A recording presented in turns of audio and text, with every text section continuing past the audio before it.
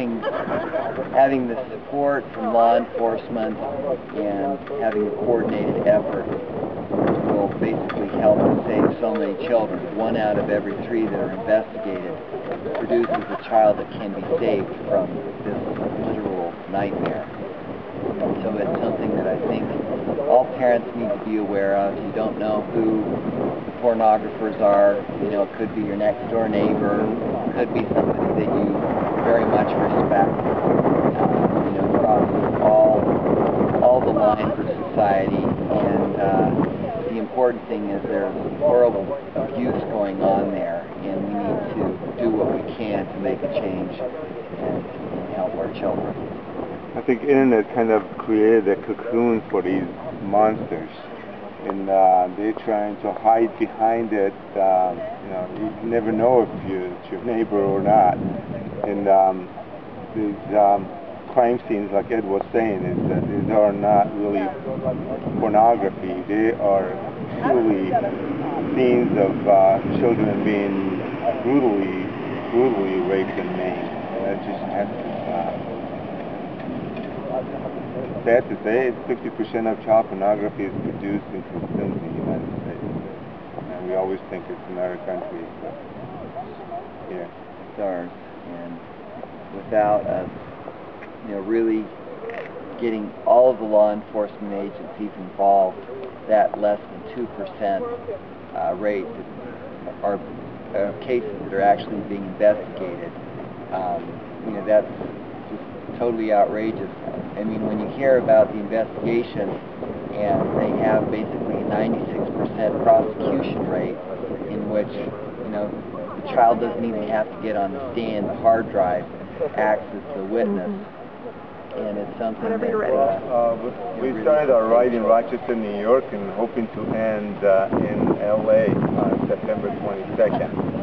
And we're hoping to reach as many parents and grandparents and teachers, law enforcement as we could, so we can ask them to join us in this cause, because our children are 30% of our population, but 100% of our future, and it's time for us to do something about our future.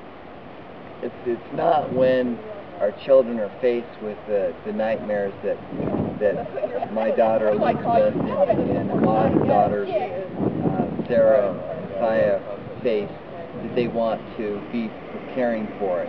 They need to prepare beforehand.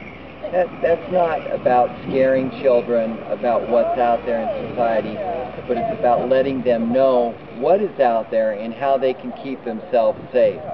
It's not enough to tell them what they can do. It's about teaching them, and our Not One More Child Safety Initiative, which we would encourage everyone to go to ridefortheirlives.com or spcoalition.org and learn about our Not One More Child Safety Initiative. Parents need to know what's happening out there, and our children need to learn how they can keep themselves safe and what they can do defensively to keep themselves safe and of course not hurt anyone else. You know, we were in Kansas, and the victim right advocate for Attorney General, she spoke. She was a victim of abduction as a child herself, and she said just recently a 14-year-old girl went missing, and they just had found her body. When she said that, I was sitting there thinking that all we're doing is repeating the same thing every day and expecting a different result. We need all parents not to think that this is not going to happen to them or this is not going to happen to their child. We need them to be aware of what's out there. If they go on our website, they can get all the information they need to make good decisions on how to protect their own children.